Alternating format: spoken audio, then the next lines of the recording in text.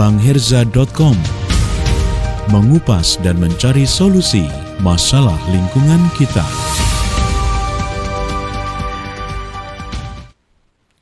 Assalamualaikum warahmatullahi wabarakatuh. Selamat pagi, selamat berjumpa kembali dalam Info Mopres melalui program podcastnya bangherza.com.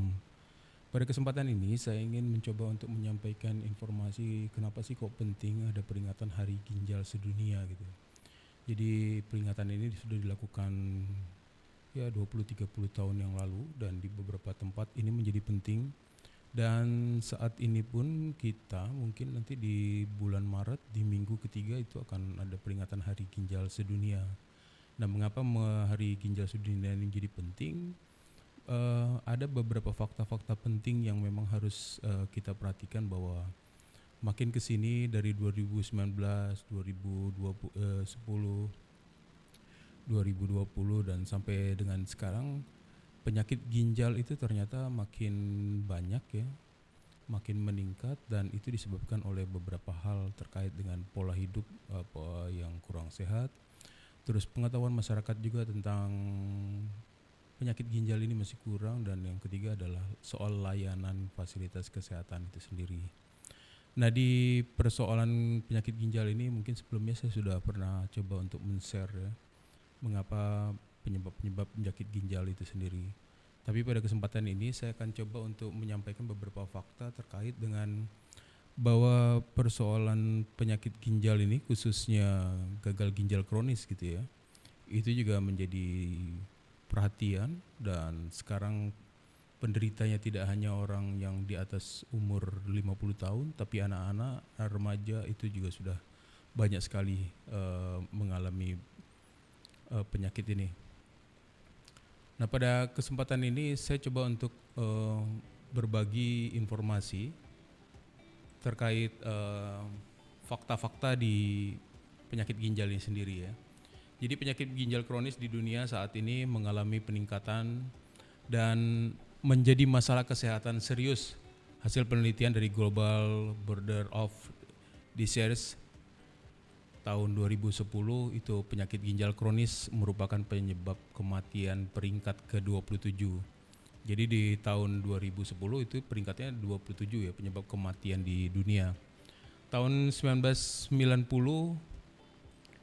dan meningkat menjadi urutan ke-18 di tahun 2010.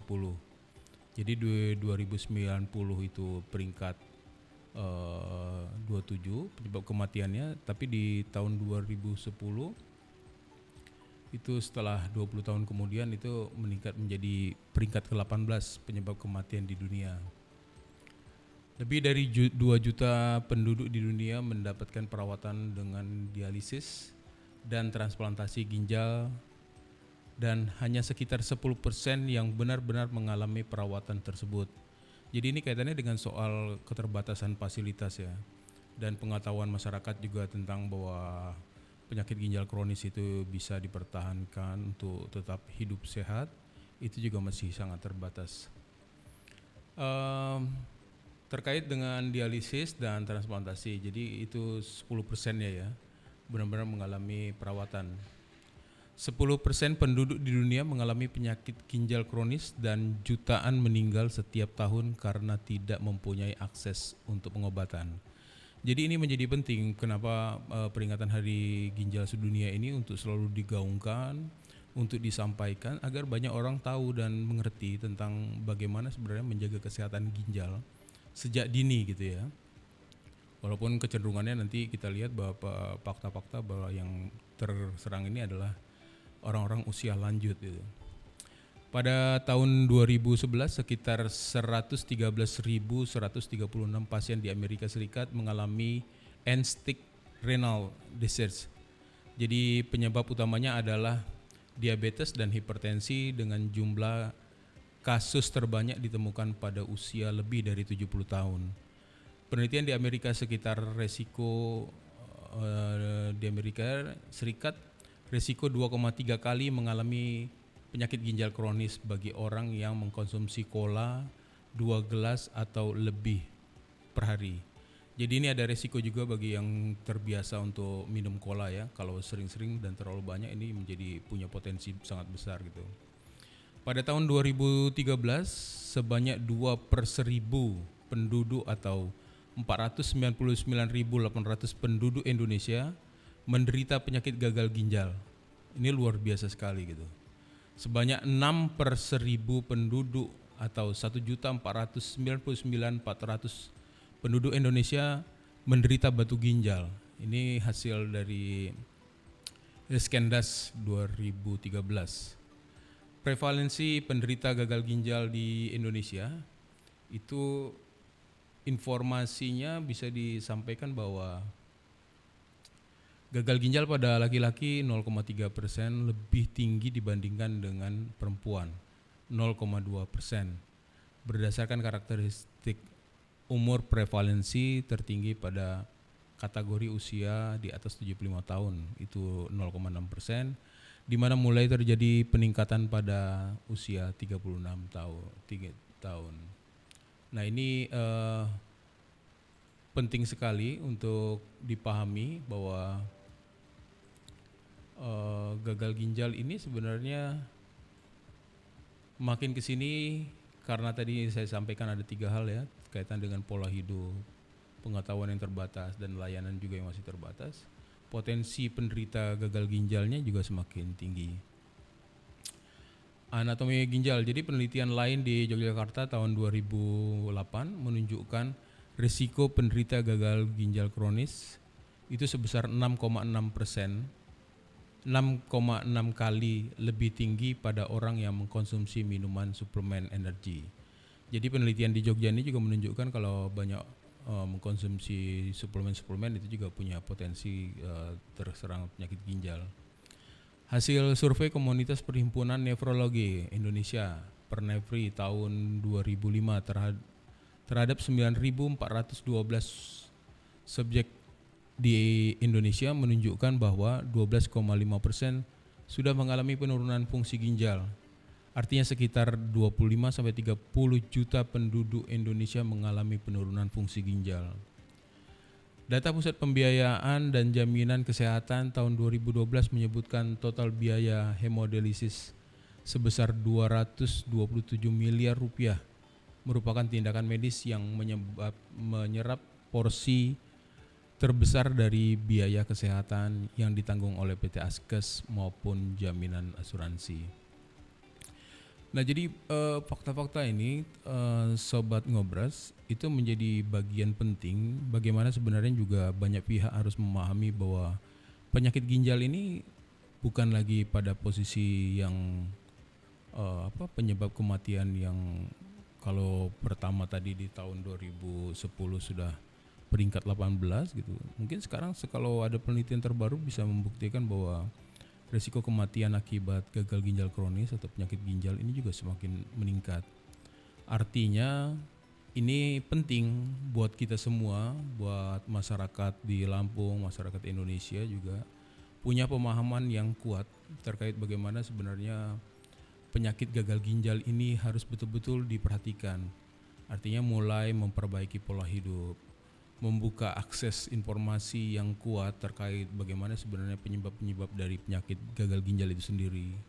Ketika ada yang sudah mengalami gagal ginjal, juga harus rajin mencari informasi bagaimana mendapatkan akses pelayanan kesehatan yang baik. Nah, akhirnya nanti kalau semakin cerdas penderita gagal ginjal semakin aktif mencari informasi dan makin punya pengetahuan yang cukup, ini juga akan menjadi kontrol untuk bagaimana para penyedia layanan kesehatan ini, baik rumah sakit, klinik, mungkin pemerintah daerah juga bisa jauh lebih baik memberikan layanan-layanan kesehatan, dan prinsipnya adalah bagaimana memperpanjang usia penderita gagal ginjal kronis dan mendapatkan layanan yang sehat dan hidup yang lebih baik dengan kondisi ginjal yang sudah sakit. Nah, ini beberapa hal yang memang menjadi penting dan menjadi concern saya sekarang untuk bagaimana setiap orang memahami dan mengetahui penyakit ginjal ini bukan sesuatu yang biasa-biasa aja.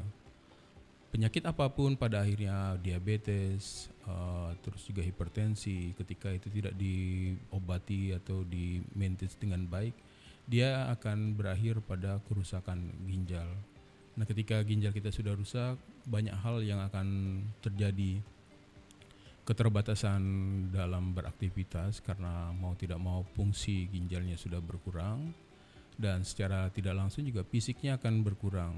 Akhirnya ini produktivitas akan berpengaruh, dan juga ini akan sangat berpengaruh pada pola hidup dalam keluarga, baik yang sudah berkeluarga maupun yang belum. Ini akhirnya akan memberikan satu layanan yang baik. Tapi secara prinsipnya adalah Hari Ginjal Sedunia mengingatkan kepada kita semua, baik masyarakat yang saat ini masih sehat, untuk betul-betul mencintai ginjalnya, mengontrol ginjalnya dengan baik. Datanglah ke dokter, lakukan pemeriksaan laboratorium, hanya memeriksakan urium dan kreatinnya.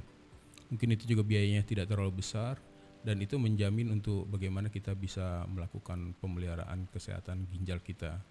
Dan yang kedua adalah memberikan semangat motivasi kepada para penderita gagal ginjal bahwa kita tidak sendirian, dan kita mampu untuk memaintain kesehatan kita jauh lebih baik dan tidak memberikan beban pada orang lain. Nah, ini beberapa pesan yang menjadi penting, dan peringatan Hari Ginjal ini akan dilakukan di bulan Maret di setiap minggu ketiga. Di tahun ini mungkin akan jatuh di tanggal 12 Maret. Mudah-mudahan ini akan menjadi sebuah informasi ya buat kita semua, buat sahabat Ngobras, bahwa kalau mungkin ada keluarga yang sakit ginjal, teman, kerabat, bantulah mereka untuk mencari akses informasi baik pengobatan dan layanan kesehatan yang tepat. Itu saja mungkin teman-teman yang bisa saya sampaikan pada kesempatan ini. Kenapa Hari Ginjal Sedunia menjadi penting? Karena memang saat ini tidak banyak orang yang peduli tentang bagaimana mensosialisasikan, memberikan informasi yang kuat, yang cerdas terkait bagaimana penyakit ginjal ini bisa di-maintain dengan baik. Itu saja sahabat Ngobras, mudah-mudahan kita akan selalu sehat, semua informasi selalu berbagi, dan jangan lupa saya mengingatkan dalam pandemi COVID ini untuk tetap menjaga kesehatan, prokes tetap dijalankan, menggunakan masker, mencuci tangan dengan air dengan sabun, dan menghindari kerumunan. Jadi ini prinsip-prinsip tidak hanya penderita gagal ginjal saja, tapi juga bagaimana kita semua bisa memberlakukan layanan kesehatan pada diri sendiri yang jauh lebih baik. Terima kasih. Wassalamualaikum warahmatullahi wabarakatuh.